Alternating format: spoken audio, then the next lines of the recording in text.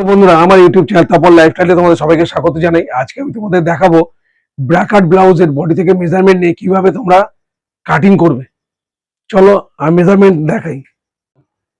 তো চলো bra cut blouse কিভাবে মাপ নিতে হয় দেখাই। প্রথমে নিতে হবে পুটের মাপ। এই কাঁধের জয়েন্ট থেকে এই কাঁধের জয়েন্ট অবধি মাপ হচ্ছে পুটের মাপ। এইরকম হচ্ছে, এই ধরে নিয়ে এরকম করে এই পুটের মাপ। শোল্ডারের জয়েন্টটা আসবে, যেখানে হাত দিয়ে উঁচু করে দেখবে এখানে যে শোল্ডারের জয়েন্টটা আছে, এই জয়েন্ট থেকে এই জয়েন্ট পর্যন্ত যেটা আছে এটা পুটের মাপ। যদি হেলদি চেহারা হয়, বুঝতে না পারো, তাহলে তাদের কাঁধে এরকম দুটো হাত রাখবে, যেরকম নর্মালি হাত রাখে, রেখে দেখবে মিডিল আঙ্গুলের যেটা পড়ছে সেটাই হচ্ছে তাদের পুটের মাপ। তারপরে নেব ছাতির মাপ।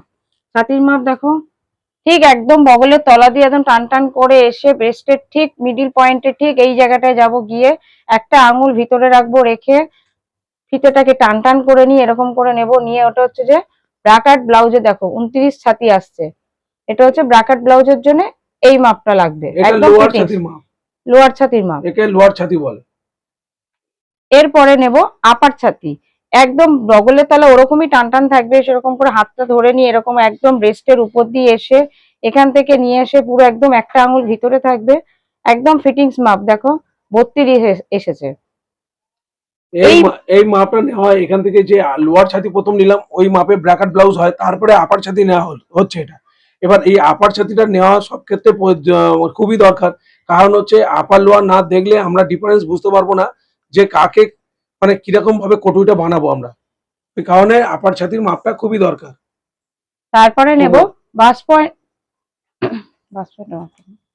তারপরে নেব বাস পয়েন্টের মাপ। ঠিক কাঁধের এই জয়েন্ট থেকে ব্রেস্টের ঠিক পয়েন্ট অবধি, এই যে 10 ব্রাকাট ক্ষেত্রে বাস পয়েন্টের মাপ একটু বেশি নেওয়া হয়। এই 10 আছে, 10 10.5 নেওয়া হবে। এবার নেব কোমরের মাপ। ঠিক একদম ব্রেস্টের ঠিক নিচে, যেখানটায় কোমরের ব্লাউজের যে কোমর থাকে, যেখানটা এই একদম নিচে, এই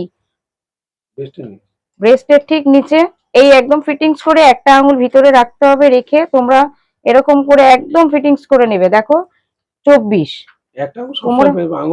মাপ নেবার সময় সব সময় একটা আঙুল ভিতরে রাখতে হবে। তারপরে নেব মুহুরার মাপ। বগলের ঠিক একদম নিচ থেকে নিয়ে কাঁধের ঠিক একদম পয়েন্টে এই যে মিডিল জয়েন্ট এখানে এনে একদম ফিটিংস করে নেব। দেখো একটা আঙুল আমার তলায় আছে, দেখো 14.5। এবার নেব হাতার মাপ। হাতার ঠিক হাতার যে এই পয়েন্টটা রয়েছে এখান থেকে ঠিক ধরে, ঠিক এইখান থেকে ধরে নেব, নিয়ে এখান থেকে হাতা, কাস্টমার কতটা হাতা রাখতে চায় সেটা জিজ্ঞাসা করে নেবে অবশ্যই। যে সে যদি 9 রাখতে চায়, ঠিক 9 ঠিক এই চারপাশের মাপ নেব, নিয়ে এই যে মুহুরির মাপ বলে এটাকে, এটা দেখো একদম ফিটিংসে 8.5। এবার তার মধ্যে কি করবে, এই দুটো পয়েন্টে ঠিক মিডিলে একটা মাপ নেবে, মাপ নিয়ে ঠিক এই জায়গায় রাউন্ডটা একটা মাপ নেবে, তাহলে হাতার ফিটিংসটা খুব সুন্দর আসবে। এবার নেব ব্লাউজের ঝুলটা। ঠিক কাঁধের জয়েন্টটা থেকে এখান থেকে ফিতেটা ধরবো, ধরে ঝুল কতটা কাস্টমার চায় ঠিক ততটা বলে সেইখানেই ঝুলের মাপটা নিয়ে নেবে। তারপরে নেবো পুটের এই পিঠের ডিপটা। পিঠের ডিপ কতটা কে রাখতে চায় সেটা তাকেই জিজ্ঞাসা করবে কাস্টমারকে। ঠিক এই যে ঘাড়ের এই যে জয়েন্টটা আছে এখান থেকে ধরে ফিতে যে যতটা চায় 8, 9, 10 যে যেরকম চায় সেরকম ভাবে পিঠের ডিপ কাটা হবে।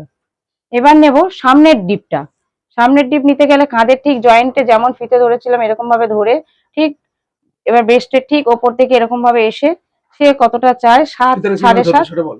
এই তো ফিতেটা ঠিক একদম সোজা ভাবে ধরবে, ধরে ফিতেটা এরকম একটু কোনাকুনি করে নেবে, নিয়ে দেখাবে যে 6.5 না 7 রাখা, 7-এর বেশি কাটা হয় না, 7, 7.5 লাস্টটায়।